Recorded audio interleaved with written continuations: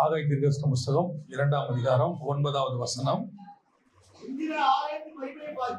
முந்தின ஆலயத்தின் மகிமையை பார்க்கிலும் இந்த பிந்தின ஆலயத்தின் மகிமை பெரிதாயிருக்கும் என்று சேனைகளின் கர்த்தர் சொல்லுகிறார். கண்களை மூடுவோம். நல்ல தகப்பனே, எங்கள் சர்வ வல்லமை உள்ள ஆண்டவரே, இந்த அருமையான நேரத்திற்காக உமக்கு ஸ்தோத்திரம். கிருபை உள்ள கரத்தில் எங்களை தாழ்த்துகிறோம். இந்த ஆலயத்தை தேவனாகிய கர்த்தர் இதுவரைக்கும் கட்டி எழுப்பி கொண்டு இருக்கிறீங்க. ஜனங்களை கூடி வர பண்ணி இருக்கிறீங்க. ஆண்டவரே, இந்த காலை வேளையிலும் நாங்களும் ஆண்டவரே ஒருமித்து உங்களுடைய சமூகத்துல உங்களுடைய நாமத்தை உயர்த்தி உங்களுடைய வசனத்துக்காக நாங்கள் காத்திருக்கிறோம். எங்களோடு கூட பேசுங்க, இடைபடுங்க, உங்களுடைய வார்த்தைகளை அனுப்புங்க. எங்கள் ஆண்டவர் இயேசுவின் நாமத்தில் பிதாவே. அல்லேலூயா. ஆகாய் தீர்க்கதரிசன புஸ்தகம் 2ஆம் அதிகாரம் 9வது வசனம் சொல்லுது, முந்தின ஆலயத்தின் மகிமையை பார்க்கிலும் இந்த பிந்தின ஆலயத்தின் மகிமை பெரிதாயிருக்கும் என்று சேனைகளின் கர்த்தர் சொல்லுகிறார். இந்த ஆலயம், பிந்தின ஆலயம் என்பது எதை குறிக்கிறது? முதல்ல நாம் அதை பார்த்துட்டு அதுக்கப்புறமா இதுல உள்ள சில காரியங்களை நாம் பார்க்க போகிறோம். முந்தின ஆலயம், பிந்தின ஆலயம் என்று சொன்னால் கர்த்தர் எதை சொல்லுகிறார்? இந்த இடத்துல எதை பத்தி சொல்றாரு அப்படின்னு கேட்டீங்கன்னா, முந்தின ஆலயம் என்பது சாலமோன் கட்டினதான ஆலயம். பிந்தின ஆலயம் என்பது செருபாபேல் கட்டினதான ஆலயம். இந்த முந்தின ஆலயத்துக்கும் பிந்தின ஆலயத்திற்கும் என்ன வித்தியாசம்? எதை பத்தி அங்க சொல்லப்பட்டிருக்கிறது? ஏன்னா ஆண்டவர் சொல்றாரு, இதன் மகிமை பெரியதா இருக்கும் என்று சொல்லுகிறார். பிந்தின ஆலயம் என்பது எதை குறிக்கிறது? தேவனுடைய திட்டத்துல ஆலயம் என்பது கிடையாது. நன்றாக கவனித்துக் கொள்ளுங்கள். ஆலயம் என்பது எதை குறிக்கிறது? ஆசாரிப்பு கூடாரத்தை தான் குறிக்கிறது. அதுதான் இப்ப சங்கீதக்காரர் சொல்றாரு இல்லையா, வாருங்கள் கர்த்தருடைய ஆலயத்திற்கு போவோம் என்ற போதுதான். அப்ப ஆலயம் இருந்துச்சா? ஆலயம் இல்ல. சாலமோன் காலத்துல தான் என்ன வந்துச்சு? ஆலயம் கட்டப்பட்டது. அப்ப தாவீது காலத்துல என்ன இல்ல?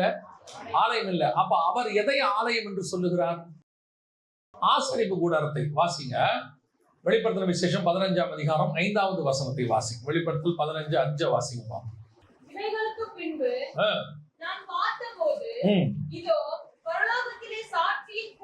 சாட்சியின் கூடாரமாகிய ஆலயம். அப்ப ஆலயம் என்று கர்த்தர் மென்ஷன் பண்ணுவது எதை? ஆசரிப்பு கூடாரத்தை தான் சொல்றார். ஆசரிப்பு கூடாரம் என்பது கர்த்தருடைய பார்வையில் எப்படி இருக்குது? ஆலயமாக இருக்கிறது. இந்த ஆசரிப்பு கூடாரம் என்கிறதான ஆலயத்தை கர்த்தர் ஒரு நோக்கத்தோட திட்டத்தோட தான் கூடாரமா வச்சார். கர்த்தர் நினைச்சிருந்தாருன்னா இந்த ஆசரிப்பு கூடாரத்தை அவங்க கானான் தேசத்துக்கு வந்த பிறகு இந்த கூடாரத்தை ஒரு கல்லுள்ள ஆலயமா மாத்திருங்கன்னு சொல்லியிருப்பார். ஆனா கர்த்தர் அப்படி சொல்லல. கர்த்தர் என்ன கேட்கிறாரு தாவீதை பார்த்து, நான் என்னைக்காவது யாருக்கிட்டையாவது எனக்கு ஒரு ஆலயம் வேணும்னு உங்கள்கிட்ட கேட்டேனான்னு கேட்கிறாரு. ஏன்னா இந்த கூடாரம் என்கிற ஆலயத்துக்கு பின்னாடி ஆவிக்குரிய ஒரு அர்த்தம் இருக்கிறது. என்ன அர்த்தம் அப்படின்னா, இந்த முந்தின ஆலயமாகிய சாட்சியின் கூடாரமாகிய ஆலயம் எதற்கு அடையாளமாக இருக்குதுன்னா, பிந்தின ஆலயம். யார் பிந்தின ஆலயம்? நீங்களும் நானும் தான் பிந்தின ஆலயம். நமக்கு அடையாளமாகத்தான் சாட்சியின் கூடாரமாக அங்க வச்சார். இந்த நியாயப்பிரமாணத்துக்குள்ள இருக்கிற எல்லா விஷயங்களும் எதற்கு அடையாளமா இருக்குதுன்னா, பின்னாடி வரப்போகிறதுக்கு அடையாளமாக இருக்கிறது. அப்படிதான் பவுல் கொலோசியருக்கு எழுதும்போது 2ஆம் அதிகாரத்துல சொல்றார். அதாவது பண்டிகை நாட்களையும் ஓய்வு நாட்களை குறித்தும் மாத பிறப்புகளை குறித்தும் நீங்கள் அற்பமாய் எண்ணாதிருங்கள், அவைகள் வரும் காரியத்திற்கு நிழலாய் இருக்கிறது. கொலோசியர் நிருபம் 2ஆம் அதிகாரம் 16ல இருந்து வாசிங்க பார்ப்போம். ஆகையால் போஜன பானத்தை குறித்தாவது பண்டிகை நாளையும் மாத பிறப்பையும் ஓய்வு நாளை குறித்தாவது ஒருவனும் உங்களை குற்றப்படுத்தாதிருப்பானாக, அவைகள் வரும் காரியங்களுக்கு நிழலாய் இருக்கிறது. அவைகளின் பொருள் கிறிஸ்துவை பற்றினது. அப்ப இந்த ஆசாரிப்பு கூடாரம், நியாயப்பிரமாணம், பண்டிகை அதெல்லாம் எதை பத்தி சொல்ல வச்சிருக்குன்னா, பின்னாடி வரப்போற கிறிஸ்துவை பற்றி நிழலா இருக்கிறது. அப்ப நாம அதை தெரிஞ்சு கொள்ள வேண்டும் அப்படின்னு சொன்னோம்னா, நிஜமா இருக்கிறத பார்க்கணும். இந்த நிழலை வச்சுக்கிட்டு எதை பண்ணணும்? நிஜத்தை கண்டுபிடிக்கணும். அதுக்குதான் இந்த நிழலை ஆண்டவர் இன்னும் விட்டு வச்சிருக்கிறார். இந்த சாட்சியின் கூடாரமாகிய ஆலயம் அப்படிங்கிற அந்த ஆலயத்தை தாவீது காலத்துல என்ன பண்ணிட்டாரு? தாவீது ஆசைப்பட்டு என்னவா மாத்திட்டாரு? கல்லுள்ள ஆலயமா மாத்திட்டார். இப்ப கர்த்தர் அதை மாடிஃபிகேஷன் என்னன்னு சொன்னா, கர்த்தர் அதை என்ன செய்யறாரு? தாவீது கேட்டார்னு கொஞ்சம் மாடிஃபை பண்றாரு. மாடிஃபை பண்ணி அந்த ஆலயத்துக்கு அனுமதி கொடுக்கிறார். அதனால எப்போ அடிக்கடி ஒரு வார்த்தையை நம்ம யூஸ் பண்ணுவோம். என்னன்னு கேட்டீங்கன்னு சொன்னா, தேவனுடைய அனுமதி என்பது வேறு, தேவனுடைய சித்தம் என்பது வேறு. The difference between the will and the permission. God's permission வேறு, God's will வேறு. கர்த்தருடைய அனுமதி என்ன அப்படின்னா, அது கர்த்தர் சித்தம் இல்ல, ஆனா கேட்கறது நீங்களா இருக்கிறதுனால, அவருக்கு பிரியமானவங்க கேட்கறதுனால அவங்கள மனசு கஷ்டப்படுத்த கூடாதுன்றதுக்காக கர்த்தர் என்ன செய்யறாரு? அனுமதி கொடுக்கிறார். ஆனால் அனுமதி கொடுக்கும் போது அதுல சில வேதனைகள் இருக்கத்தான் செய்யும், சில பிரச்சனைகள் இருக்கத்தான் செய்யும். ஏன்னா அது கர்த்தர் சித்தம் இல்ல, அனுமதி. அதுவே கர்த்தர் அனுமதி இல்லாம சித்தமா இருக்குன்னு வச்சுக்கோங்களேன், அதுல எந்த பிரச்சனையும் வராது. அப்படியே பிரச்சனை வரா மாதிரி இருந்தாலும் அதை கர்த்தர் எப்படி சால்வ் பண்றாருங்கிறத நீங்க பார்க்க முடியும். இப்போ உதாரணமா, மலைக்கு ஓடி போகணுங்கிறது லோத்துக்கு தேவ சித்தம்.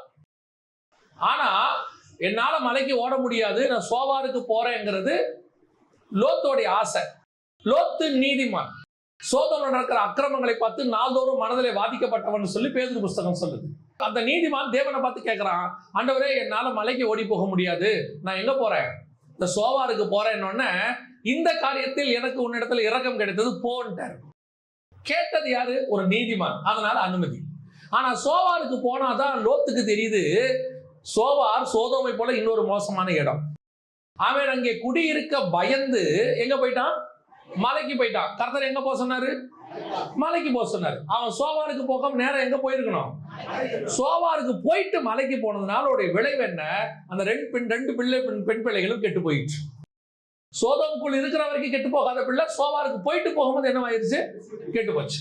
எதுக்கு நான் உங்களுக்கு சொல்றேன் அப்படின்னு கேட்டீங்கன்னா, இந்த தேவ சித்தம் இல்லாமல் தேவ அனுமதியோடு கூட வரும்போது அதில் சில வேதனைகளும் இருக்கத்தான் செய்யும். இப்ப ஆண்டவர் சொல்றாரு, இந்த முதலாவது ஆலயத்தை நீங்க கொண்டாந்துட்டீங்களே, இந்த ஆலயம் என் அனுமதினால வந்தது, சித்தத்தினாலே வரவில்லை. தாவீது கேட்டான், ஆசைப்பட்டான், அதனால வந்தது. ஆனா இப்ப ரெண்டாவது ஆலயம் வரப்போகுது, செருபாபேலை வச்சு கட்ட போறேன். ஆனா அந்த ஆலயம் எதுக்கு அடையாளமா இருக்கு தெரியுமா? வரப்போகிறதான ரெண்டாவது ஆலயம் நீங்களும் நான். இந்த ஆலயத்துக்கு அடையாளமா இதை கொண்டு வர போகிறார். இருந்த ஆசாரிப்பு கூடாரத்துக்கு அடையாளமா தான் நீங்களும் நானும். அப்போ ரெண்டாவது ஆலயம் கட்டப்படுவது யாருக்கு அடையாளம்? உங்களுக்கும் எனக்குமான அடையாளம். அப்ப இந்த ஆலயத்தினுடைய மகிமை எப்படி இருக்கும்? பெரியதாய் இருக்கும். அது எப்படி பெரிதா இருக்கும்ன்றத பின்னாடி பார்ப்போம். அப்ப ரெண்டாவது ஆலயம் என்பது தேவனுடைய சித்தத்தின்படி வருகிறது. நீங்களும் நானும் இந்த சபை காலம் என்பது கர்த்தர் உருவாக்கி இருக்கிற சபை காலம் ஏதோ ஆக்சிடென்டாக வந்ததல்ல, தேவ சித்தத்தின்படி வந்தது. கர்த்தர் நம்மளை உருவாக்கி ஒரு சர்ச்சாக உட்கார வச்சிருக்கிறார். அப்ப இந்த சர்ச்சினுடைய மகிமை பெரியதா இருக்கணும். இஸ்ரவேலுக்கு இருந்த ஆலயத்தின் மகிமையை பார்க்கிலும் இந்த புதிய ஏற்பாட்டு சபையினுடைய ஆலயம் எப்படி இருக்கணும்? பெரிதா இருக்கணும். ஆலயம் என்று சொல்வது உலகம் முழுவதும் இருக்கிற எல்லா ஆலயத்தையும், அதாவது சிலை வழிபாடு இல்லாத கிறிஸ்தவர்கள் அனைவரும் இருக்கிற ஆலயத்தை குறித்து நான் சொல்றேன். இந்த ஆலயங்கள் அத்தனை பத்தி தான் நான் சொல்றேன். நீங்க ஆலயம்னா ஏதோ இப்ப இந்த இடத்துல இருக்கிற உங்க சர்ச் மட்டும் நினைச்சு கொள்ளாதீங்க. நாம எல்லாருமே தேவனுடைய ஆலயமாய் இருக்கிறோம். பரலோகத்தை பொறுத்த வரைக்கும் ஒரே மனவாட்டி ஆலயம் தான். நம்ம இங்கதான் டினாமினேஷனா பிரிச்சு வச்சிருக்கிறோம். பரலோகம் வரும்போது இந்த இதெல்லாம் கிடையாது, டினாமினேஷன் பிரிவினை எல்லாம் கிடையாது. கர்த்தர் சொல்லுகிறபடி வாழுகிற ஆலயமானது அங்கங்க யார் யாரெல்லாம் எப்படி இருக்கிறாங்களோ அந்த உண்மையா வாழ்றவங்க எல்லாம் கர்த்தர் கொண்டு போய் ஒரு ஆலயத்தை உண்டாக்குவார். அதுதான் மனவாட்டி திருச்சபையாக மாறும். அப்ப இந்த பிந்தின ஆலயம் மகிமை பெருசா இருக்கணும்னா என்ன செய்யணும்? மற்ற ஆலயத்துக்கும் இந்த ஆலயத்துக்கும் என்ன வித்தியாசம் அப்படின்னு கேட்டா, ஒரு வசனத்தை வாசிங்க. முதலாவதாக வாசிங்க, ஆகாய் தீர்க்கதரிசன புத்தகம் 2ஆம் அதிகாரம் 15வது வசனத்தை வாசிங்க. 2:15 வாசிங்க. இப்பொழுதும் கர்த்தருடைய ஆலயத்தை கட்டும்படி ஒரு கல்லின் மேல் ஒரு கல் வைக்கப்பட்டது முதல் நடந்ததை உங்கள் இருதயத்திலே சிந்தித்து பாருங்கள் அப்படின்னு. இந்த ஒரு கல்லின் மேல் ஒரு கல் வைக்கப்படுவது எதை குறிக்கிறது? முந்தின ஆலயத்தை பத்தி பார்க்கும்போது ஒரு கல்லின் மேல் ஒரு கல் வைக்கப்பட்டதை பத்தி கர்த்தர் என்ன செய்யல? பேசல. ஏன் அப்படின்னு கேட்டீங்கன்னா, இஸ்ரவேலுடைய ஆலயத்துக்கும் புறஜாதியாருடைய ஆலயத்துக்கும் என்ன இருக்கிறது? வித்தியாசம் இருக்கிறது. இஸ்ரவேலுடைய ஆலயம் ஒரு மனுஷனுடைய விருப்பத்தினாலே வந்தது, ஒரு மனுஷன் ஆசைப்பட்டான் வந்தது. ஆனா இது அப்படி அல்ல, தேவ சித்தத்தின்படி கட்டப்படுவது. அதை கட்டுவதற்கான இன்ஜினியர் ஆண்டவர் தான். அதை எப்படி கட்டணும்னு சொல்லி கொடுக்கிறாரு. ஆசாரிப்பு கூடாரத்துக்கு பெசலியல் இருக்கிறாரு, அப்புறம் மோசே இருக்கிறார், எல்லாம் இருக்கிறாங்க. அதே மாதிரி முதல் ஆலயத்துக்கு பாத்தீங்கன்னா சாலமோன் ஞானத்தில் தி பெஸ்ட். அதுக்கு பிளான் வந்து தாவீது வாங்கி கொடுத்துட்டாரு. அதை கட்டக்கூடிய ஒரு ஆள் யாருன்னா ஞானத்திலேயே மிகச் சிறந்தவன். அவன் அரண்மனையே சூப்பரா கட்டுவான். அவன் வந்து வேலை செய்யறவங்களுக்கே அற்புதமா குவார்டர்ஸ் கட்டி கொடுத்துருக்கான். அப்ப அப்படிப்பட்டவன் இந்த இதை கட்டும் போது, தேவனுடைய ஆலயத்தை கட்டும்போது அவனுக்கு எவ்வளவு ஞானம் இருந்திருக்கும் பாருங்க. அது மட்டும் இல்ல, அவன் கூட நிறைய பேர் இருக்கிறாங்க. அநேகரை அங்கங்கிருந்து கூட்டிட்டு வரான். புறஜாதி தேசத்துல இருந்தெல்லாம் கூட்டிட்டு வரான். எல்லாரும் வந்து கட்டுறாங்க. அப்படி கட்டப்பட்டது. ஆனா புறஜாதியாருக்கு மத்தியில இருந்து கட்டப்படுகிறதான, ஏன்னா இப்ப செருபாபேல் எல்லாம் புறஜாதியார் தேசத்துல இருக்கிறாங்க. கட்டப்படுகிறதான 2வது ஆலயத்தினுடைய இன்ஜினியர் யாருன்னா ஆண்டவர் தான். இங்க 3 பேரை தான் கர்த்தர் எழுப்புகிறார். 1 ஆசாரியனாகிய யோசுவா, 2 செருபாபேல், 3வது கர்த்தர் அவருடைய ஆவியை ஏவின மனுஷர்கள். இந்த 3 குரூப் தான் இருக்குது. அப்படி வரும்போது இதுக்கு மூத்த பிளான் அல்லது இதுக்கு மையமா நின்று கட்டுறது யாருன்னா ஆசாரியப் கூடாரத்துக்கு மோசே, இந்த சாலமோன் தேவாலயத்துக்கு சாலமோன். ஆனா இதுக்கு யாருன்னு கேட்டீங்கன்னா தேவன் தான் நின்று கட்டுறார். இதை சொல்றார் எப்படி கட்டணும். ஒரு கல்லின் மேல் ஒரு கல் வைத்து கட்டப்படணும். இது எதை குறிக்கிறது அப்படின்னு கேட்டீங்கன்னா, வரப்போகிறதான புதிய ஏற்பாட்டு சபை எப்படி கட்டப்பட்டிருக்க வேண்டும். இந்த கல் அல்ல, இங்க வச்சிருக்கிற செங்கல் அல்ல. நாம் எப்படி கட்டப்பட்டிருக்க வேண்டும் என்று ஆண்டவர் சொல்றாருன்னா, ஒரு கல்லின் மேல் ஒரு கல் எப்படி இருக்கணும், கட்டப்பட்டிருக்கணும். இந்த கல்லு யாரை குறிக்கிறது வாசிங்க. 1 பேதுருவின் புஸ்தகம் 2ஆம் அதிகாரம் 5வது வசனத்தை வாசி. ஜீவனுள்ள கற்களை போல ஆவிக்கேற்ற மாளிகையாகவும்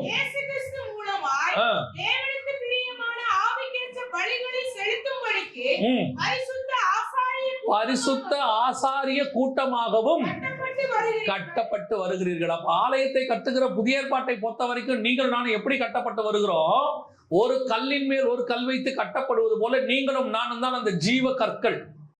அங்கே ஜீவன் இல்லாத கற்களை வச்சு கட்டப்பட்டது, இங்கே ஜீவனுள்ள கற்களை வைத்து கட்டப்படுது. இதுக்கு மூளைக்கல்லா யார் இருக்கிறா? இயேசு கிறிஸ்து இருக்கிறார். வாசிங்க எபேசியருக்கு நிருபம் 2ஆம் அதிகாரம், எபேசியர் 2:20 வாசிங்க பாப்போம். அதற்கு இயேசு கிறிஸ்து தாமே. அப்போ அஸ்திவாரம் மூளைக்கல் எதுன்னு கேட்டீங்கன்னா இயேசு கிறிஸ்து. அஸ்திவார கல் யாரு? யார் மேல அஸ்திவாரம் போட்டிருக்கிறாரு?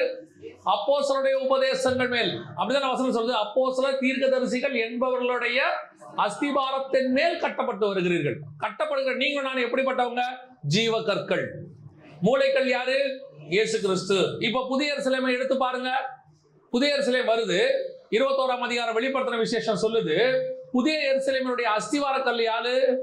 14வது வசனம் வாசிங்க.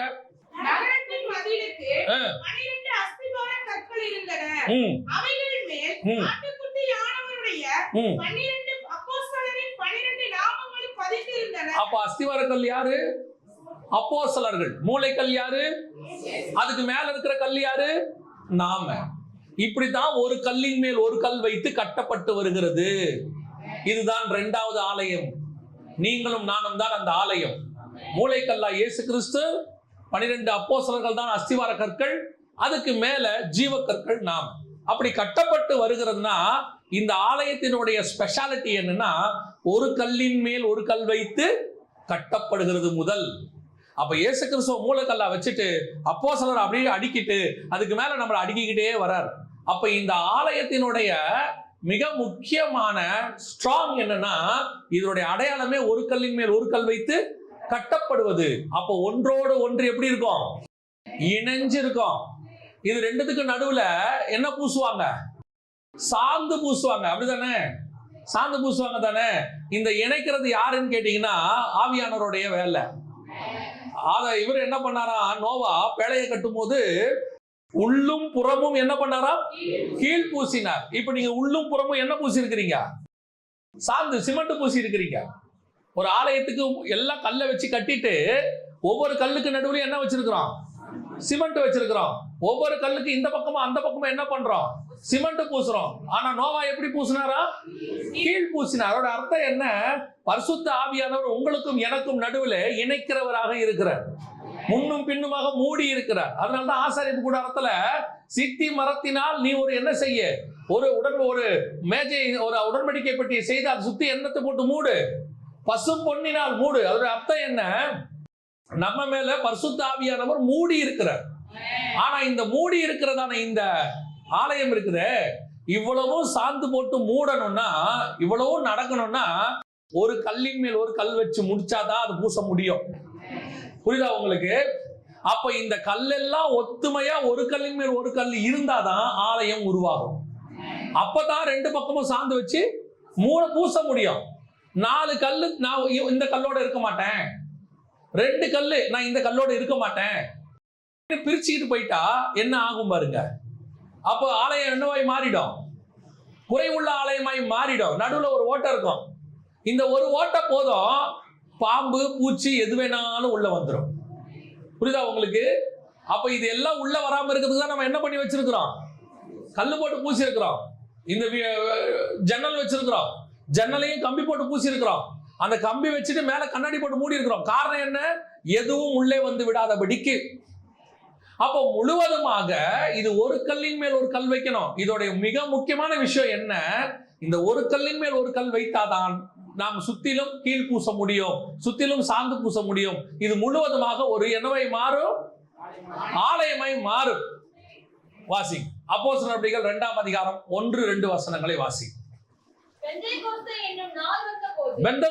என்னும் நாள் வந்தபோது அவர்கள் எல்லாரும் ஒருமனப்பட்டு, இதான் ரொம்ப முக்கியம். ஒரு ஆலயம் உருவாவதற்கு ஒரு கல்லின் மேல் ஒரு கல் என்பது என்ன?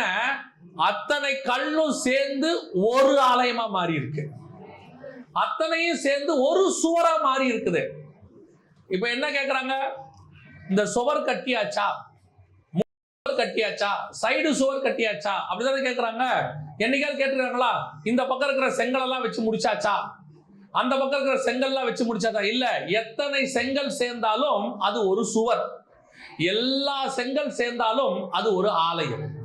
அப்போ ஒரு ஆலயத்தினுடைய மிக முக்கியமான அமைப்புக்குள்ள புதைஞ்சிருக்கிறதான ரகசியம் என்னன்னா, இவை எல்லாம் ஒரு மனதோடு கூட ஒரு இடத்தில் கூடி வரும்போது அங்கே சாந்து பூசப்படும், முழுவதுமாக மூடப்படும். அவர்கள் எல்லோரும் ஒருமனப்பட்டு கூடி வரும்போது அவர்கள் அத்தனை பேரையும் பரிசுத்த ஆவியானவர் வந்து மூடுகிறார். அப்போ ஆலயத்தினுடைய பிரதானமான நோக்கம் என்ன? ஒருமனம். இன்னைக்கு சபைகள்ல காணப்படாதது, கிறிஸ்தவர்களுக்குள்ளே காணப்படாதது என்னன்னு கேட்டீங்கன்னா, இந்த ஒன்னஸ், ஒருமனம் தான். இன்னைக்கு இந்த ஒன்னஸ், ஒருமனம் என்பது சபைக்குள்ள ஆரம்பிச்சு அப்படியே சபைகளுக்குள்ள போய் இன்னைக்கு நாடுகளுக்குள்ள போயிருச்சு. எப்படி சொல்றீங்க? ஒரு சபையினுடைய ஒருமனம் என்பது என்ன? இந்த சபைக்குள்ள இருக்கிற எல்லா விசுவாசியும் எப்படி இருக்கணும்? ஒரு கல்லின் மேல் ஒரு கல். இந்த 2 கல்லுக்கும் நடுவில் இருக்கிற சாந்து தான் பரிசுத்த ஆவியானவர். அப்ப நாம பரிசுத்த ஆவியினாலே இணைக்கப்பட்டு ஒரே ஆலயமாய் உட்கார்ந்து இருக்கிறோம். ஆனா இங்க கல்லுகளுக்குள்ள ஒருமனம் கிடையாது. பரிசுத்த ஆவியானவர் இணைக்க பார்க்கிறார். 12 அப்போஸ்தலர்களை 3.5 வருஷம் இயேசு ஒரு மனத்துக்குள்ள கொண்டு வர ட்ரை பண்றார். ஆனா அவங்களால என்ன பண்ண முடியல? அவரால் முடியல. அவரு சிலுவைக்கு போற முந்தின நாள் வரைக்கும் சண்டை போட்டுக்கிறான். சிலுவைக்கு போற முந்தின நாள் அவர் சொல்றாரு, இந்த ராத்திரியிலே மனுஷகுமாரன் ஒப்பு கொடுக்கப்படுவார் அப்படின்னு சொல்லிட்டு போயிட்டு வந்து பாக்குறாரு. சண்டை போட்டுக்கிட்டு இருக்கான். அவர்களுக்குள்ள என்ன வாக்குவாதம் தெரியுமா? அடுத்து யார் பெரியவன்? அவர் சாவராருங்கிற பிரச்சனையே அவனுக்கு இல்லை. இப்ப நைட்டு இவரை தூக்கிட்டு போறாங்கன்ற கவலையே அவனுக்கு இல்லை. அவனுக்கு கவலை என்ன? இவர் போனா அடுத்து யார்?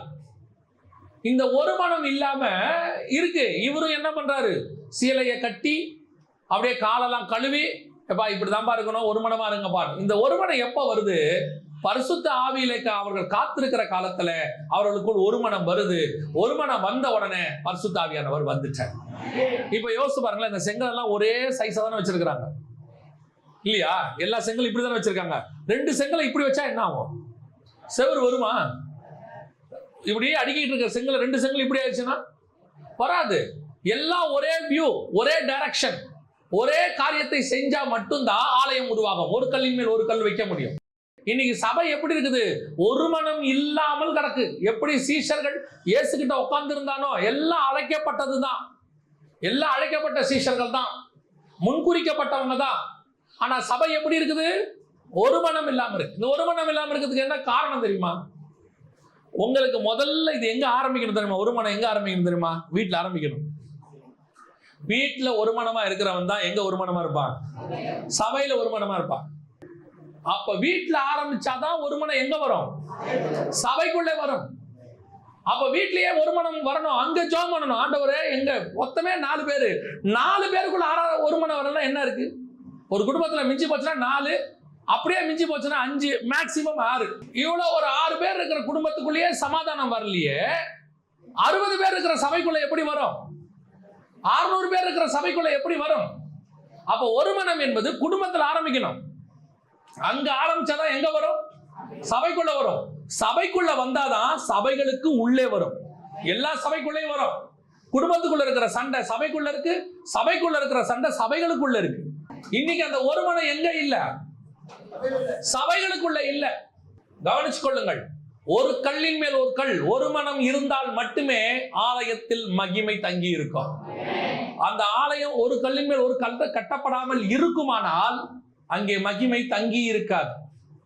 ஆண்டவர் ஆலயத்தை கட்டும் போதே அப்படித்தான். அப்படியே ஃபர்ஸ்ட் ஒரு 3 பேரை கூப்பிடுறாரு. நீங்க ஆண்டவர் அந்த சர்ச்சை ஃபார்ம் பண்ற விதத்தை பாருங்க, ரொம்ப அழகா இருக்கும். அவர் அப்படியே வனாந்தரத்தை தனியா நிக்கிறார். ஃபர்ஸ்ட் யோர்தான்ல ஞானஸ்நானம் எடுத்த உடனே, அப்புறம் அந்திரேயா வரார். அந்திரேயாவும் யோவானும் வராங்க.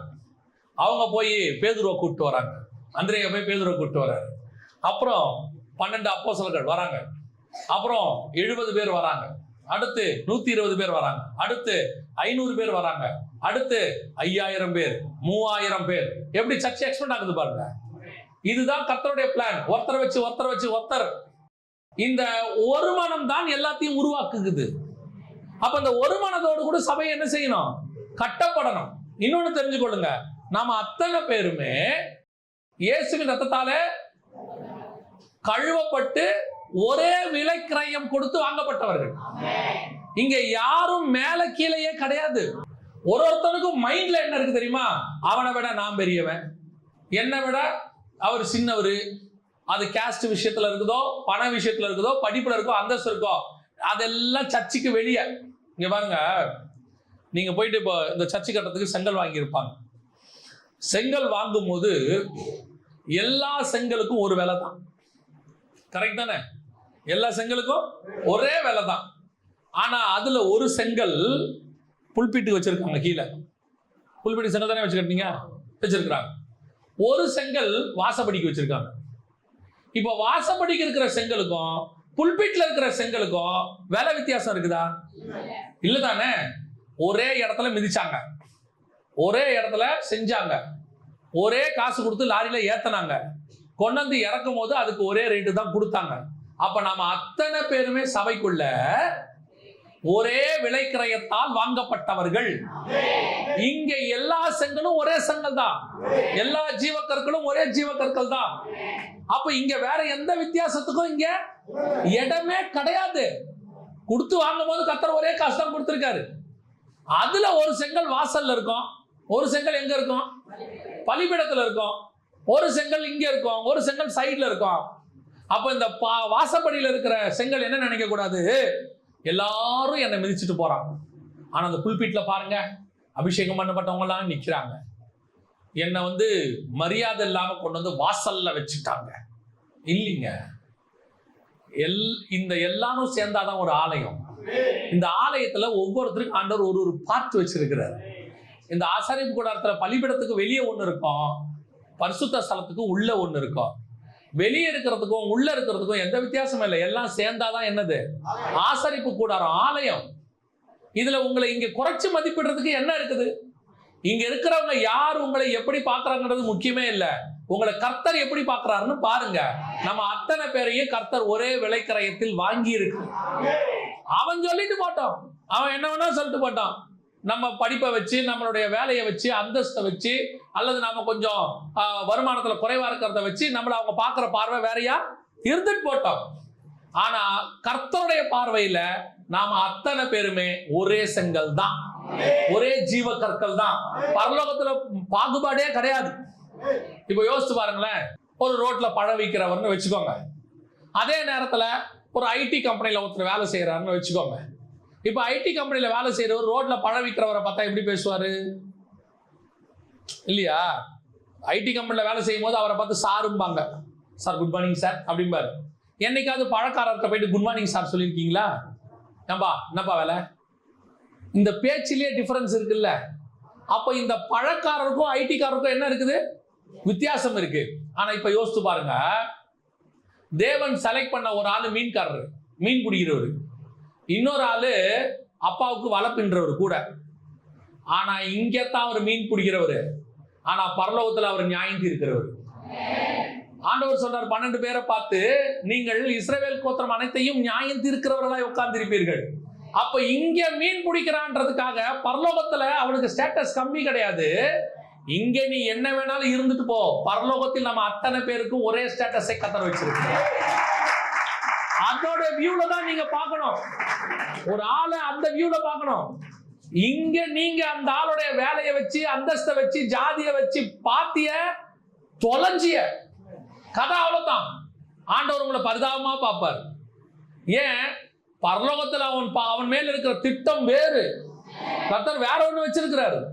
இங்க அவர் மீன் பிடிக்கிறவரா இருந்துட்டு போறாரு, பழம் விற்கிறவரா இருந்துட்டு போறாரு, யார வேணாலும் இருக்கட்டும். ஆனா ஒண்ணு மட்டும், நீங்கள் ஆகாதது என்று தள்ளுகிற கல்லே ஒரு நாள் தலைக்கு மூளை கல்லாக மாறும். குடும்பத்தில் ஆகாது என்று தள்ளப்பட்ட தாவீது இஸ்ரவேலுக்கு தலைக்கல்லாய் மாறினான், ராஜாவாக மாறினான். யார் உன்னை தள்ளுறாங்களோ உன்னை மேலே உட்கார வைப்பதற்கு கர்த்தர் வல்லமை உள்ளவராக இருக்கிறார். சபைக்குள்ள இந்த பாகுபாடு வரவே கூடாது. அத்தனை பேரும் ஒரே விலை கிரயத்தால் வாங்கப்பட்டவர்கள். இதுல யாருக்கும் எந்த விதமான ஏற்றத்தாழ்வு என்பது சபைக்குள்ள கிடையாது. ஒரு மனம் வரணும், எல்லாரும் ஒண்ணுதான். இங்க எவ்ரிபடி ஒண்ணு. நீ உனக்குள்ள யாரையாவது விட நான் பெரியவன் உனக்கு தோணுச்சு, உன்னை சாத்தா வஞ்சிக்க தொடங்கிட்டான்னு அர்த்தம். சாத்தா உங்களை என்ன செய்ய தொடங்கிட்டான்? வஞ்சிக்க தொடங்கிட்டான்னு அர்த்தம். உன் பக்கத்துல உட்கார்ந்து இருக்கிறவரு யாரும் கிடையாது. அவர் இந்த வியாபாரி உள்ள கிடையாது, அவர் இந்த ஜாதிக்காரு உள்ள கிடையாது, அவர் இந்த ஊர்க்காரரு. சபைக்குள்ள ஊர் பெருமை எந்த பெருமையும் கிடையாது. உன் பக்கத்துல உட்காந்துருக்கோம் யார் தெரியுமா? என்னை போல இயேசுவின் ரத்தத்துல கழுவப்பட்ட ஒருத்தன் என் பக்கத்துல உட்காந்துருக்கான், அவ்வளவுதான். என் பக்கத்துல உட்காந்துருக்கணும், என்னை போல இயேசுவின் ரத்தத்துல கழுவப்பட்ட ஒருத்தன், அவ்வளவுதான். இந்த எண்ணம் மட்டும்தான் இருக்கும். அப்பதான் அந்த சபை ஒரு கல்லின் மேல் ஒரு கட்டப்பட்ட சபையாக மாறும். அந்த சபையில தான் கர்த்தருடைய மகிமை பெரியதாய் இருக்கும். அல்லேலூயா. இப்படி கட்டப்படுகிற சபைக்குள்ள சில நேரத்துல சாத்தான் சில வேலைகளை செய்வான். மத்திய 24:2 வாசிங்க பார்ப்போம்.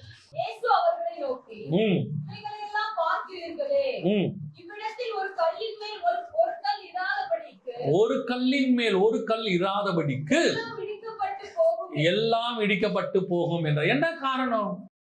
இவ்வளோ கஷ்டப்பட்டு ரத்தத்தால சம்பாதிக்கப்பட்டு ஒரு சபை உருவாகுது. உருவாகிற சபை ஒரு கல்லின் மேல் ஒரு கல்லின் ஆகுது, இல்லாதபடிக்கு இடிக்கப்பட்டு போகுது. எவ்வளவு பெரியதான கொடுமை பாருங்க. சபைக்குள்ள எப்பயாவது கர்த்தருக்கு பிரியமில்லாத காரியம் வந்துருச்சுன்னா சபை பிரிய தொடங்கும். சபை என்ன செய்யும்? பிரிய தொடங்கும். ஒரு சபை 2 காரணங்களுக்காக பிரியும். ஒரு காரணத்துக்கு பிரியறத ஒத்துக்கலாம், இன்னொரு காரணத்துக்கு பிரியறத ஒத்துக்க முடியாது. எந்த காரணத்துக்காக பிரியும், எந்த காரணத்துக்காக ஒத்துக்கலாம் அப்படின்னு கேட்டீங்கன்னா, ஒரு சபை ஒரு குறிப்பிட்ட அளவு தான் என்ன செஞ்சிருக்கணும், அளவு இருக்கணும். இவ்வளவு பேர் தான் எண்ணிக்கைன்னு இருக்கணும். ஒரு ஆளுக்கும் ஒரு கெப்பாசிட்டி இருக்கு. நான் சொல்றது புரியுதா?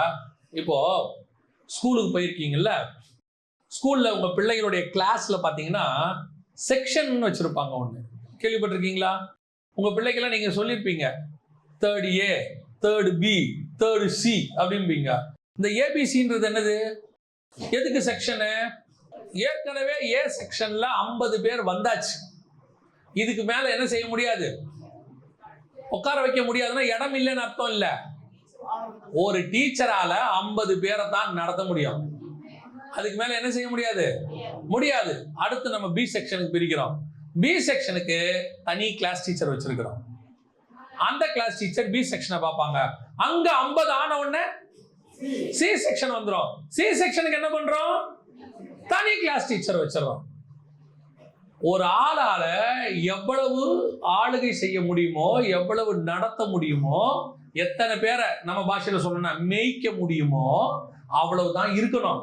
அதுக்கப்புறம் நம்மளே அதை என்ன பண்ணிடணும், பிரிச்சு விட்டுறணும், அடுத்த செக்ஷனுக்கு பிரிச்சிடணும். இந்த பிரிவினையை கர்த்தர் விரும்புகிறார். இது கர்த்தர் பிரிக்கிற பிரிவினை, இது நல்ல பிரிவினை இல்லையா? நீங்களே என்ன பண்றீங்க, ஒரு இடம் அதிகமான உடனே, கூட்டம் அதிகமான உடனே உங்களுக்கு தோணுது இல்ல சர்ச்சு பெருசாகணும், உட்கார்றதுக்கு இடம் இல்லை. அடுத்து நம்ம என்ன பண்றோம், பெரிய இடம் தேடுறோம். சரி, இப்ப இன்னும் அதிகமாயிருச்சு, அடுத்து என்ன பண்ணுவீங்க, இன்னும் பெரிய இடம் தேடுவீங்க. இன்னும் அதிகமாயிருச்சு, என்ன பண்ணுவீங்க, அப்ப நீங்க ஒரே சர்ச்சு பெருசாகினே போவீங்க. உங்களுக்கு என்ன தெரியல, பெருசாகுது, இன்னொரு கிளாஸ் டீச்சரை போட்டு இன்னொரு சர்ச்சு உருவாகணும்னு உங்களுக்கு தெரியல. பாருங்க, நான் சொல்றது புரியுதா? ஒரு ஊழியக்காரனால இவ்வளவு பேருக்கு தான் என்ன பண்ண முடியும், நடத்த முடியும். நீங்க சொல்லுங்க பாப்போம், 5000 பேர் இருக்க சர்ச்சில் நீங்க இந்த ஸ்டாண்டர்ட் எல்லாம் சொல்ல வேணாம். 5000 பேரை வரிசையா நிக்க வச்சு, சார் பேர் சொல்லுங்க, 5000 பேர் உங்களுடைய பிள்ளைகள் தானே 5000மோ சொல்லுங்க, சொல்ல வராது. உங்க பிள்ளைங்க பேரே உனக்கு தெரியலையே, எப்படி நாளைக்கு கர்த்தரிடத்துல போய் கணக்கு கொடுப்பீங்க? அப்ப கர்த்தர் என்ன பண்ணுவார் தெரியுமா, நீயா பிரிச்சு அனுப்புவேன்னு நான் நினைச்சேன், நீ அனுப்பல. இப்ப நான் என்ன பண்றேன், நானே பிரிக்கிறேன். ஏன்னா இது ஓ ரத்தத்துல சம்பாதிக்கப்பட்டது இல்ல, என் ரத்தத்துல சம்பாதிக்கப்பட்டது. இது நல்ல பிரிவினை, கர்த்தரை பிரிச்சுடுவார். சரிப்பா, உனக்கு தான் பேச நேரம் இல்ல, பேசுற எவனாவது இருப்பான், அவங்ககிட்ட கொடுத்துட்றேன். ஆனா பிரியக்கூடாத இன்னொரு பிரிவினை இருக்கு. இப்படி பிரியக்கூடாது, எது தெரியுமா, சபைக்குள்ள சண்டை போட்டு பிரியறது ஒண்ணு இருக்கு. சபைக்குள்ள சண்டை போட்டு, எனக்கு இந்த சபை செட்டே ஆகாது, எனக்கு இந்த சபை ஒத்து வராது. சபை பிரச்சனை இல்லாத இடம் இல்லை, சபை பிரச்சனையை தீர்க்கிற இடம். கோர்ட்டுக்கு போறீங்க, நீங்க போய் கோர்ட்ல போய் கேட்பீங்களா, என்னங்க இப்படி சண்டை போட்டு வழக்கு போட்டுட்டு இருக்கிறாங்க, இங்க சமாதானமே இல்லையே. கோர்ட்ல வழக்கு ஆடுற இடத்துக்கு பேர் தான் கோர்ட். அங்க போனா எல்லாரும் என்னதான் பண்ணிட்டு இருப்பாங்க, வழக்காடிட்டு தான் இருப்பான். எதுக்கு வழக்காடுறான், நியாயத்துக்காக அங்க வழக்காடுறான், அவ்வளவுதான். அப்ப சர்ச்சுங்கிறது என்ன இடம், பாவிகள் மனம் திரும்புகிற இடம். இங்க வெறும் பரிசுத்தவான் தான் இருக்கணும்னா அதுக்கு பரலோகத்துக்கு தான் போகணும், அங்க மட்டும்தான் வெறும் பரிசுத்தவான். இங்க எல்லாம் பரிசுத்தவான் இல்ல, பரிசுத்தவான் ஆகிறதுக்கு முயற்சி பண்ணுகிற இடம். அப்போ உனக்கு பக்கத்துல இருக்கிறவனை பார்க்கும்போது பிரிவினை வரக்கூடாது, சபைக்குள்ள சண்டை வரக்கூடாது. எனக்கு இந்த சபை செட் ஆகாது, அதாகாது, இதாகாது, எல்லாம் ஆகும், எல்லாம் செட் ஆகும். ஆண்டவர் நம்மள அத்தனை பேரையும் ஒரே மாதிரி தான் வச்சிருக்கிறார். இங்க சபை உடையறதுக்கான வேலை கிடையாது, நாமளே பிரிச்சிடணும். ஒரு லிமிட் வந்த உடனே, நான் எப்பவும் சொல்லுவேன், இந்த வாலிப பிராயத்தில் ஊழியத்துக்கு வரக்கூடியதான யங்ஸ்டர்ஸ் பாஸ்டர்ஸ் வராங்க இப்ப நிறைய பேர். அவங்க கேட்பாங்க, சர்ச்சில் என்ன செய்யணும், எவ்வளோ விசுவாசி வளரணும்னு ஆசைப்படுறையோ அவ்வளோ ஊழியக்காரனும் வளரணும்னு ஆசைப்படணும். ஒரு பக்கம் விசுவாசி வளரணும், ஒரு பக்கம் ஊழியக்காரனும் வளரணும், அசிஸ்டண்ட்டும் வளரணும். ஒரு லிமிட்டுக்கு மேல ஒரு அசிஸ்டண்ட் கிட்ட ஒரு சபையை கொடுத்து நீ போய் நடத்து. 25 கிலோமீட்டர் தள்ளி வராங்களா, அந்த 25 கிலோமீட்டர் தள்ளி வரக்கூடிய இடத்துல இருந்து ஒரு சர்ச்சை ஆரம்பிச்சிடணும். அங்க ஆரம்பிச்சு ஒரு ஊழியக்காரன் ரெடி பண்ணி அங்க அமைச்சிடணும். நம்ம சாகும்போது ஒரு சர்ச்சில இருந்து 6000 பேரை வந்தாங்கன்றது பெருமை இல்லை, அந்த ஆள் மூலமா 60 சர்ச்சு உருவாகி இருக்குது, தமிழ்நாடு முழுக்க ஊழியம் பண்ணி இருக்கிறாருங்கிறது தான் பெருமை. யோசிச்சு பாருங்க, இன்னைக்கு என்ன இருக்குது, இந்த பிரிவினை இல்லாததுனால சபை தானாவே உடையும். நம்மள ஆண்டவர் ஒரு மனதோடு கூட உண்டாக்கி இருக்கிறார். ஒரு கல்லின் மேல் ஒரு கல்லு அப்படிக்கு இடிக்கப்படுகிற நிலைமை என்ன செய்யக்கூடாது, வரக்கூடாது. சபை அப்படியே ஒரு மனமா இருக்கணும். நீ யோசிச்சு பாருங்க, எத்தனையோ டினாமினேஷன் ஒரு சண்டையும் இல்லாம அவ்வளோ அழகாக நடத்திட்டு இருக்கிறாங்க. ஏன்னா அவங்களை பொறுத்த வரைக்கும் ஊழியத்தை தேவ சித்தத்தோடு செய்கிறார்கள். மனுஷ சித்தத்துக்கு அங்க என்ன கிடையாது, இடம் கிடையாது. ரெண்டாவது, இந்த ஆலயத்தினுடைய மகிமை ஏன் பெரியதாகி இருக்கும், வாசிங்க 2வது அதிகாரம் ஆகாய் புஸ்தகம் 7வது வசனத்தை வாசிங்க. 2:7 வாசிங்க. சகல ஜாதிகளையும் அசைய பண்ணுவேன், விரும்பப்பட்டவர் வருவார்,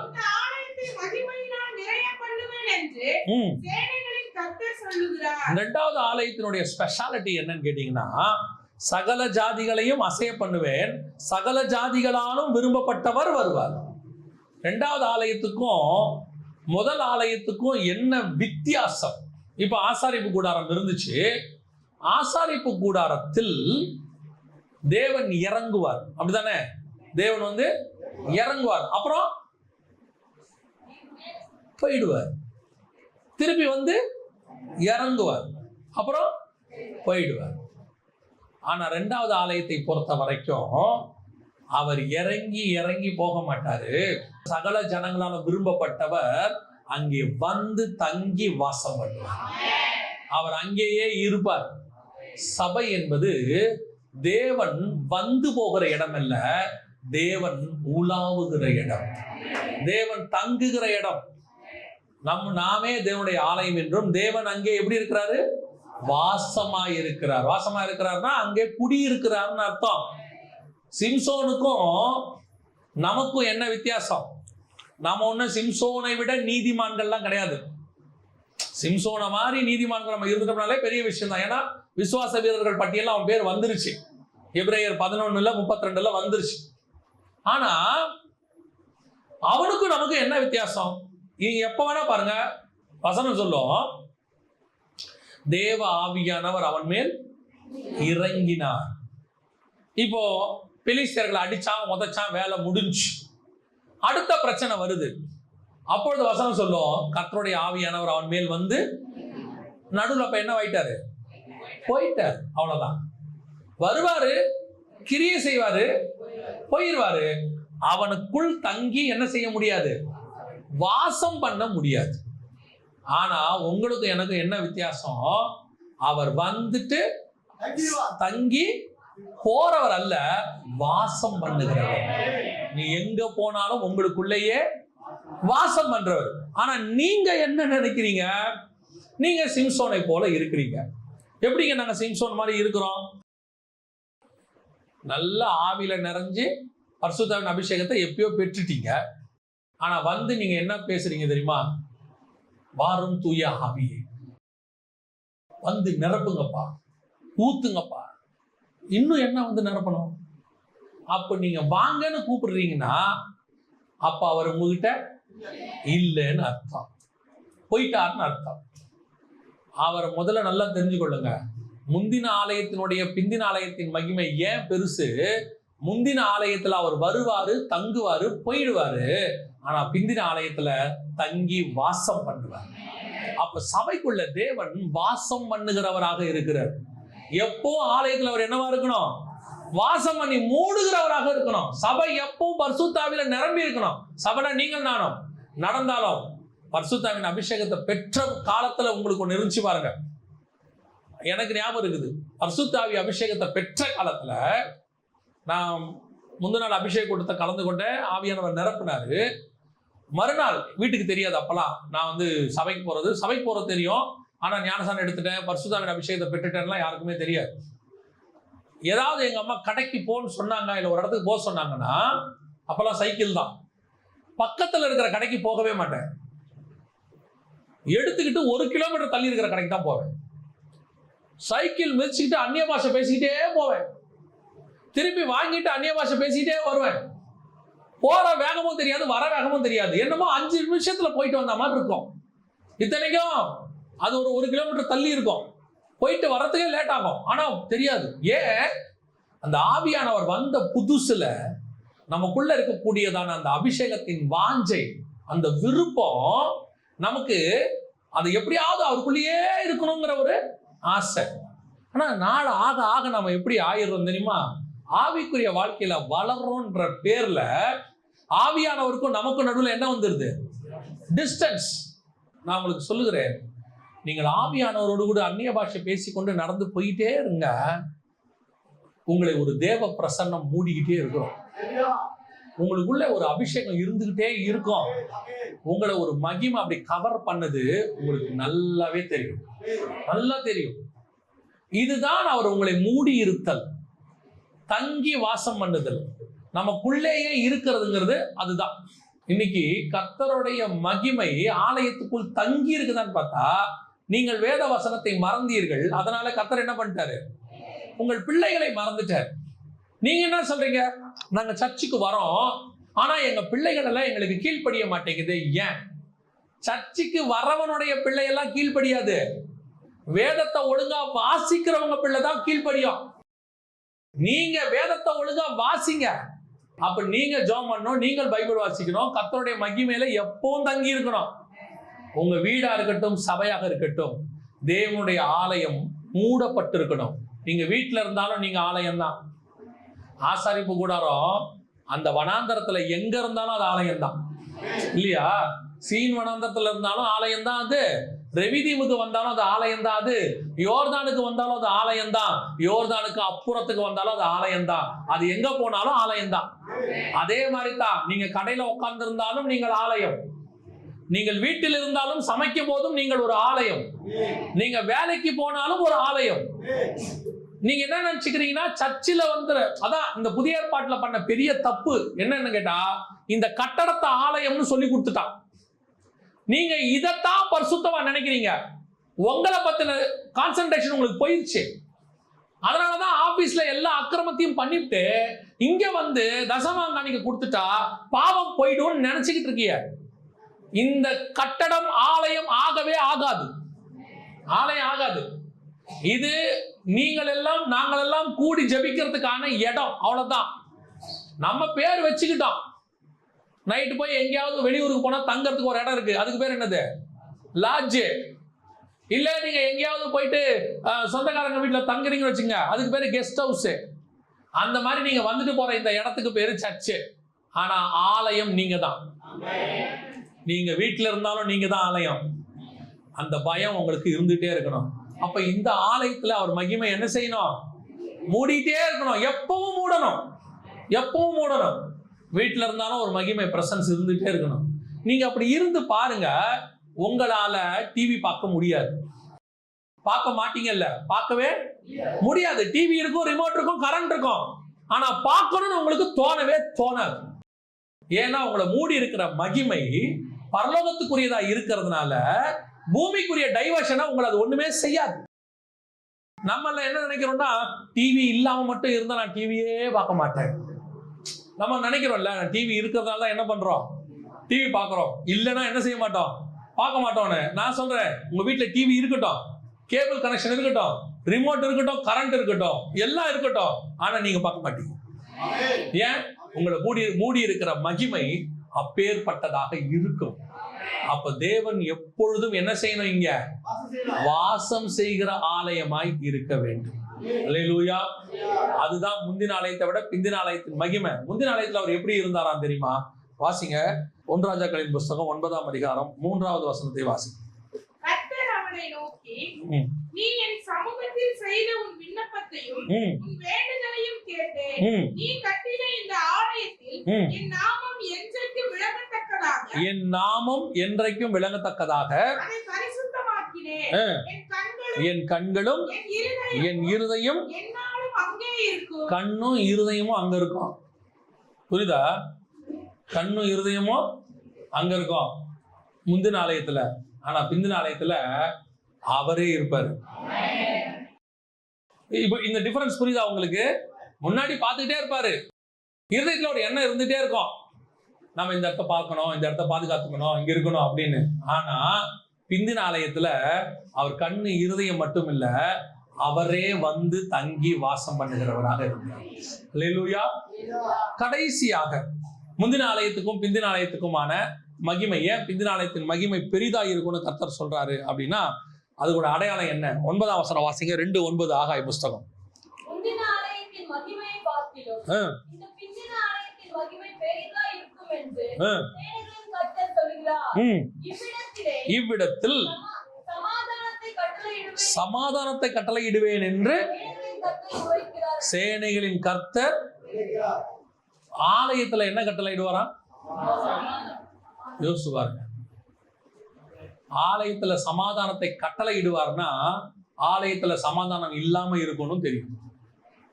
ஆலயத்துல சமாதானம் கர்த்தர் கட்டளையிட்டாதான் இருக்கும், இல்லைன்னா ஆலயத்துல என்ன இருக்காது? சமாதானம் இருக்காது. இப்ப எடுத்துக்கோங்க, எருசலேம் தேவாலயத்துல என்னைக்காவது சமாதானம் இருக்கா? இன்னைய வரைக்கும் சண்டைக்கு காரணமான முக்கிய இடமே எதுதான்? அந்த எருசலேம் ஆலயம் இருந்த இடம் தான். முதல் ஆலயமா இருக்கட்டும், 2வது ஆலயமா இருக்கட்டும், இப்போ வரப்போற 3வது ஆலயமா இருக்கட்டும், இங்க இருக்கிறதுக்கு சமாதான கேடுக்கு காரணம் அந்த ஆலயம் தான். இந்த ஆலயம் அன்னையிலிருந்து எப்படி இருக்குது? பிரச்சனையாவே இருக்குது. ஆனால் இந்த 2வது ஆலயம் உங்களுக்குள்ள எனக்குள்ளும் முந்தின ஆலயத்தை விட மகிமை ஏன் அதிகமா இருக்குதுன்னா, அங்கே இல்லாத சமாதானம் நமக்குள்ளே இருக்கிறது. நமக்குள்ள இருக்கணும். இருந்தாதான் இது பிந்தின ஆலயம். உங்களுக்கு சமாதானம் இருக்குதா? சமாதானம் இருக்குதா? சிலர் சொல்றாங்க சர்ச்சுக்கு வரும்போது என்ன இருக்குது? சமாதானம் இருக்கு. சிலர் சொல்லுவாங்க வீட்டுல சபைக்கு போயிட்டு வந்தோம், அங்க இருக்கிற வரைக்கும் நிம்மதியா இருந்துச்சு. அப்ப நீங்க என்ன நினைக்கிறீங்கன்னா, சமாதானம் என்பது ஏதோ இந்த கட்டடத்துக்குள் இருக்கக்கூடியதான ஒரு இடம், அது ஒரு காரியம்.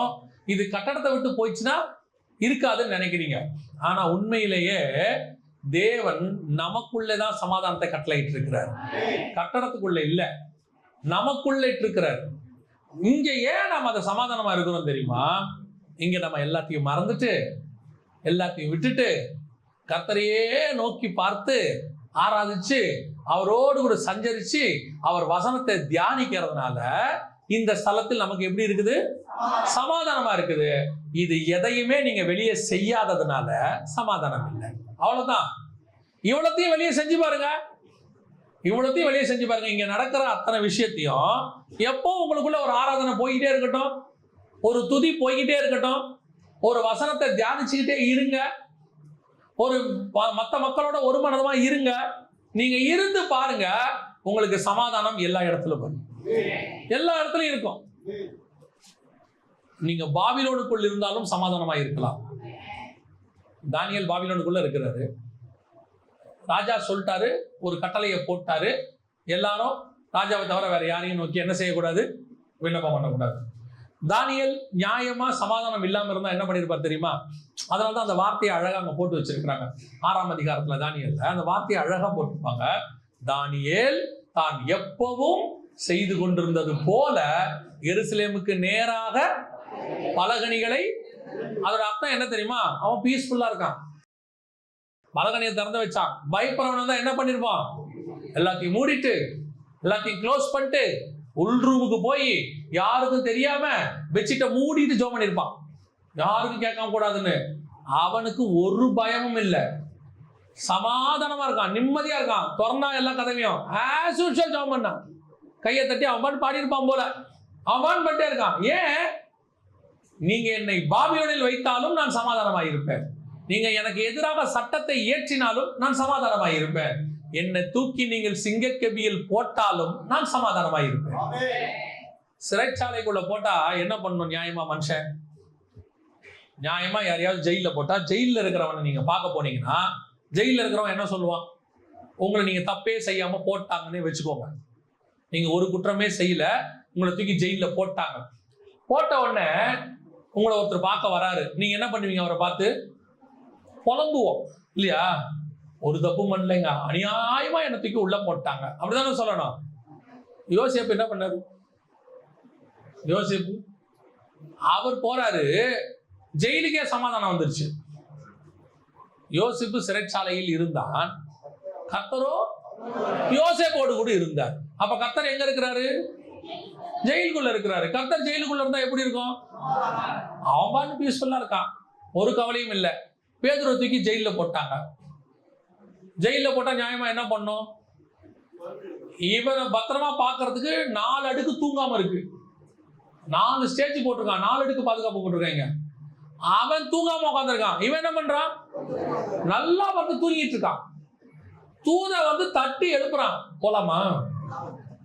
அங்க எங்க வா, போவோம் வா, ஊருக்கு வெளியே கொண்டு வந்து கையை விட்டு நீ புறப்பு போ அப்படின்ட்டான்.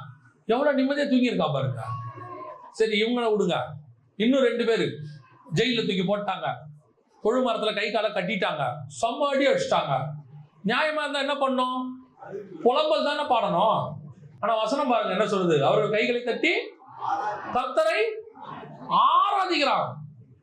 எப்படி வரும்? நீ என்ன அடி, கையை கட்டு, காலை கட்டு, ஜெயில போடு, எனக்குள்ள இருக்கிற சமாதானத்தை மட்டும் என்னை விட்டு எடுக்கவே முடியாது. அது கர்த்தர் எனக்கு தந்தது. அது இடத்தை பேஸ் பண்ணி இல்ல, என்ன பேஸ் பண்ணி இருக்குது. அது எனக்குள்ள கர்த்தர் கொடுத்தது. நான் ஒண்ணு மட்டும் என்ன சாட்சியா வச்சு சொல்றேன். நிறைய வாழ்க்கையில அப்ஸ் அண்ட் டவுன் வரும், வராமலாம் இருக்காது. நிறைய அப்ஸ் அண்ட் டவுன் வரும். ஒரு நேரம் அப்படி மேல தூக்கி வைப்பாங்க, அப்புறம் கீழே தள்ளுவாங்க, அப்புறம் தூக்குவாங்க, அப்புறம் தள்ளுவாங்க. கையில காசு இருக்கும், இல்லாமல் போகும், திருப்பி காசு நல்லா வரும், திருப்பி கொஞ்சம் குறையும். அதெல்லாம் அப்ஸ் அண்ட் டவுன் இருக்கும். நிறைய திடீர்னு உடம்பு சரியில்லாம போயிடும், அப்புறம் ஒரு நேரத்தில் நல்ல ஆக்டிவா இருக்கும், எல்லாம் இருக்கும். ஆனா ஒண்ணு மட்டும் நிச்சயம், ஒண்ணு மட்டும் எனக்கு ஆண்டவர் கொடுத்துருக்கிறார். என்ன தெரியுமா? இவ்வளோ பிரச்சனை வரும், ஊழியத்துல பிரச்சனை வரும், சரீரத்துல பிரச்சனை வரும், யாராவது ஏதாவது பேசுவாங்க, ஏதாவது செய்வாங்க. ஆனா ஒண்ணு மட்டும் கர்த்தர் கொடுத்து வச்சிருக்கிறாரு. இந்த ஊழியத்துக்கு உன்னை அழைத்தது நான் உன்னை விட்டு விலகுவதும் இல்லை, உன்னை கைவிடுவதும் இல்லை. இந்த ஒரு வார்த்தை இருக்கு பாருங்க, அது நம்மளோட சமாதானத்தை கொடுத்துக்கிட்டே இருக்கும். திடீர்னு ஏதாவது ஒரு பிரச்சனை வரும், அதுக்கு ஏத்த ஒரு வார்த்தையை கொடுப்பாரு. அந்த பிரச்சனையை அப்படியே அந்த வார்த்தை தூக்கி வெளியே போடும், மீண்டும் சமாதானமாய் ஓடுவோம். நம்மளை விட்டு எதை வேணாலும் எடுக்க முடியும். கர்த்தர் நமக்கு கொடுத்த சமாதானத்தை நம்மளை விட்டு வேற யாராலையுமே எடுக்கவே முடியாது. சமாதானமா இருக்கிறது நம்ம கையில இருக்குது. அதனால்தான் சொல்றாரு, ஆலயத்துக்குள் எதத்தை கட்டளையிடுவேன்? சமாதானத்தை கட்டளையிடுவேன். ஊழியத்தை பண்றவங்க இருக்காங்க, ஆனா சமாதானம் இல்லாம வெறுப்பா, கோபமா, எதுக்கு இந்த ஊழியத்துக்கு வந்தோங்கிற எண்ணத்தோட பண்றவங்களும் இருக்காங்க. ஆனா கர்த்தர் நமக்கு ஒரு சமாதானத்தை கொடுத்திருக்கிறார். அது எதை பத்தியுமே கவலைப்படாது, எதை பத்தியுமே யோசிக்காது. நமக்கு முன்னாடி வச்சிருக்கிறது ரசமா விஷமான்னு கூட நமக்கு தெரியாது. எதுக்கு சொல்றேன் அப்படின்னு கேட்டீங்கன்னா, எந்த சூழலில் எப்படி வச்சாலும் நமக்கு ஒன்று தெரியணும், கர்த்தர் எனக்குள்ளே ஒரு சமாதானத்தை தந்தார். அதை ஒரு நாளும் யாரும் என்னை விட்டு எடுக்கவே முடியாது. நான் வனாந்தரத்தில் நடந்தாலும் எனக்கு ஒரு சமாதானம் இருக்கும். நான் பாபிலோனுக்குள் போனாலும் எனக்கு ஒரு சமாதானம் இருக்கும். நான் எகிப்துக்கு கொண்டு போகப்பட்டாலும் எனக்கு ஒரு சமாதானம் இருக்கும். நான் எருசலேமிலே கர்த்தரை ஆராதித்தாலும் எனக்கு ஒரு சமாதானம் இருக்கும். அந்த சமாதானம் என் தேவனால் எனக்கு கொடுக்கப்பட்டது. முந்தின தேவாலயத்தில் இல்லாத அந்த சமாதானத்தை பிந்தின ஆலயமாக எனக்குள் கர்த்தர் வைத்திருக்கிறார். அல்லேலூயா. அதனாலதான் அந்த ஆலயத்தை பார்க்கிலும் இந்த ஆலயத்தின் மகிமை பெரிதா இருக்கு. முதலாவது ஒரு மனம் ஆலயத்துக்குள்ள இருக்கணும். இரண்டாவது, ஆண்டவர் கட்டப்பட்ட அந்த ஒரு மனதை பிரியாதபடிக்கு பார்த்துக்கணும். மூன்றாவது, இந்த ஆலயத்தினுடைய மகிமையை கர்த்தர் கட்டளையிட்டு இருக்கிறார். நாலாவது, இந்த ஆலயத்தினுடைய சமாதானம் பெரியதாக இருக்கும். இப்படி ஒரு ஆலயத்தை தான் உங்களையும் என்னையும் கர்த்தர் உருவாக்கி வச்சிருக்கார். நீங்களே தேவனுடைய ஆலயமாக இருக்கிறீர்கள். ஜெபம் பண்ணுவோமா? நம்ம எல்லாரும் தேவ சமூகத்துல எழுந்திருப்போமா? நன்றி ஆவியானவரே, கோடான கோடி ஸ்தோத்திரம்பா. நாம் தேவனுடைய ஆலயமா இருக்கிறோமான்றத மாத்திரம் நீங்க பார்த்துக்கோங்க. தேவன் உலாவுகிற இடமா இருக்குதான்னு பாருங்க, தங்கி தாபரிக்கிற ஸ்தலமா இருக்குதான்னு பாருங்க. அவர் கொடுத்த சமாதானம் உங்களுக்குள்ள இருக்கான்னு பாருங்க. அவர் கட்டளையிட்ட ஒரு மனம் உங்களுக்குள்ள இருக்கான்னு பாருங்க. இதுதான் ரொம்ப முக்கியம். முதலாவது, கர்த்தர் ஒரு கல்லின் மேல் ஒரு கல் வைத்திருக்கிறார். எல்லாரும் இணைஞ்சாதான் சபை. தனித்தனியா இருக்கிறதுக்கு பேர் சபை கிடையாது. காங்கிரிகேஷன்னா நம்ம கூடி இருத்தல். சர்ச் அப்படின்னாலே கூட்டப்பட்டிருக்கிற இடம் அப்படின்னு அர்த்தம். இரண்டாவது, கர்த்தர் அங்கே வாசம் பண்ணுகிறவராக இருக்கிறார்.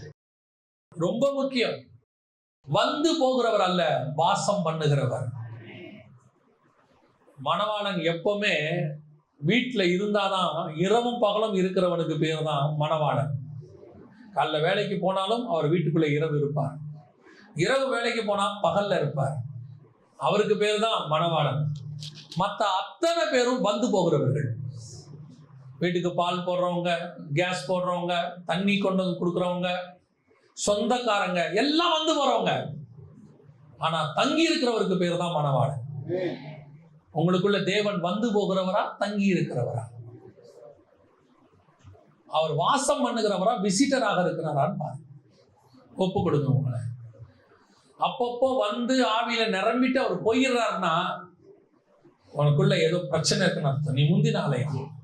பிந்தின ஆலயம்னா உங்களுக்குள்ள அவர் தங்கி வாசம் பண்ணுவார். கடைசியாக, முந்தின ஆலயத்தை விட நமக்கு கர்த்தர் கொடுத்திருக்கிற சமாதானம், அது இயேசு கிறிஸ்துவின் மூலமாய் வந்த சமாதானம். வசனம் சொல்லுது, அவரை என்றென்றைக்கும் அங்கே சமாதானத்தை கட்டளையிடுகிறார். அவருக்கு பேரே சமாதான பிரபு, பிரின்ஸ் ஆஃப் பீஸ். அவர் இருக்கிறாரா? அவர் அங்கே உலாவுகிறாரா? இருந்தா அந்த சமாதானம் அங்க இருக்கும். நிறைய குடும்பங்கள்ல சமாதானம் இல்லை. ஏன்னா தேவன் அங்க தங்கி ஸ்தாபரிக்கல.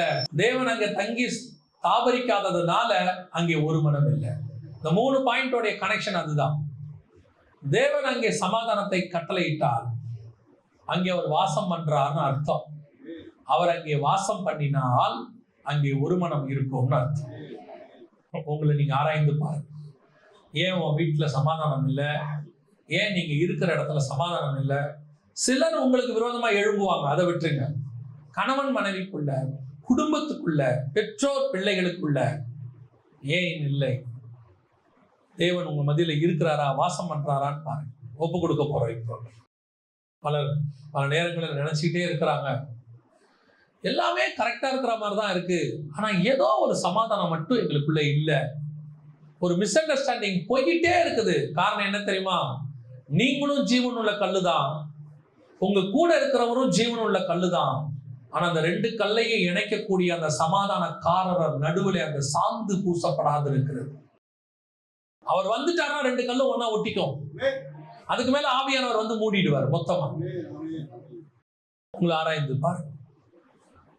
கணவனும் மனைவியும் சமாதானமா இருக்கணும்னா அவங்க ஒரு வீட்டுல இருந்தா மட்டும் பத்தாது. அவங்க ஒரு சபைக்கு ஒன்னா போனா மட்டும் பத்தாது. அவங்க 2 பேருக்குள்ள 3வது நபரா, முப்புரி நூலா பரிசுத்த ஆவியானவர் இருக்கணும். ஒன்னா சேர்ந்து நீங்க ஜெபம் பண்ணி பாருங்க, 3வது நபர் அங்க வந்துருவார். நீங்க 2 பேரும் சேர்ந்து ஜெபம் பண்ணாததுதான் பிரச்சனை. 2 பேரும் சேர்ந்து ஜெபம் பண்ணி பாருங்க, 3வது நபரா ஆவியானவர் வந்துருவார். ஆவியானவர் வந்துட்டாருன்னா சமாதானம் அங்க வந்துடும். அவ்வளவுதான். இதான் ஃபார்முலா. கணவன்கிட்ட சொல்லுங்க, இல்ல மனைவி கிட்ட சொல்லுங்க, நம்ம சேர்ந்து ஒரு 1/2 மணி நேரம் ஜெபம் பண்ணுவோம்னு சொல்லுங்க. போனெல்லாம் சுவிட்ச் ஆஃப் பண்ணிட்டு 2 பேரும் சேர்ந்து ஒரு வசனத்தை வாசிச்சு 2 பாட்டு பாடி ஒரு ஜெபம் பண்ணுங்க. ஒரு 1/2 மணி நேரம் பண்ணி பாருங்க, உங்க வீட்டுக்குள்ள எப்படி சமாதானம் வருதுன்னு பாருங்க. அதுதான் சக்சஸ்ஃபுல் பார்ப்பல. இது பண்ணாம நீ என்னதான் மனைவிக்கு கிஃப்ட் வாங்கி கொடுத்தாலும், இது பண்ணாம என்னதான் கணவனுக்கு விதவிதமா நீங்க சமைச்சு போட்டாலும், இது பண்ணாம நீ எந்த சொந்தக்காரங்களை கூப்பிட்டு உட்கார வச்சு பஞ்சாயத்து பேசினாலும், இல்ல இது பண்ணாம நீங்க எந்த சைக்கிராட்டிஸ்டிக்க போய் பார்த்தாலும் உங்க வீட்டுக்குள்ள சமாதானம் வராது. பாஸ்டர் கூப்பிட்டு பேசினா கூட வராது. எப்ப வரும் தெரியுமா? ஒரே ஒரு காரியத்தை செய்யுங்க, கணவனும் மனைவியும் கையை பிடிச்சு முழங்கால் போடுங்க. ஒரு 1/2 மணி நேரம் மட்டும் ஜெபம் பண்ணணும் தீர்மானம் எடுங்க.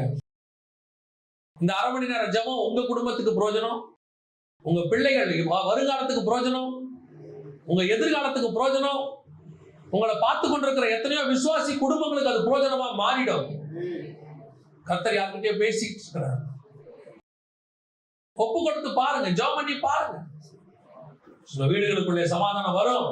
இன்னைக்கு போய் ஒரு தீர்மானம் எடுங்க, இன்னையிலிருந்து 1/2 மணி நேரம் தேவனுக்காக நாங்கள் குடும்பமாய் ஒதுக்க போகிறோம், நாங்கள் ஜெபிக்க போகிறோம்.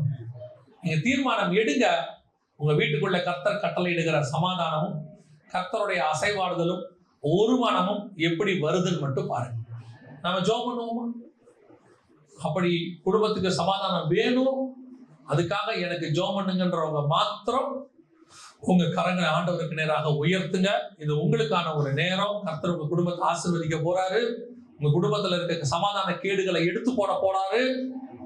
கர்த்தர் உங்க குடும்பத்தை அநேகருக்கு சாட்சி உள்ள குடும்பமா மாத்த போறாரு. அநேகருக்கு முன்பாக உங்க குடும்பம் இகழப்படுகிற குடும்பமாக நிக்குது. சிலர் உங்களை பார்த்து சிரிக்கிறாங்க, எப்போ பார்த்தாலும் சண்டை சண்டைன்னு சொல்றாங்க. இன்னைக்கு நாம ஒரு தீர்மானம் எடுப்போம், நாம ஜெபம் பண்ணுவோம், நாம ஒருமனப்படுவோம், குடும்பமா உட்கார்ந்து ஜெபம் பண்ணுவோம்.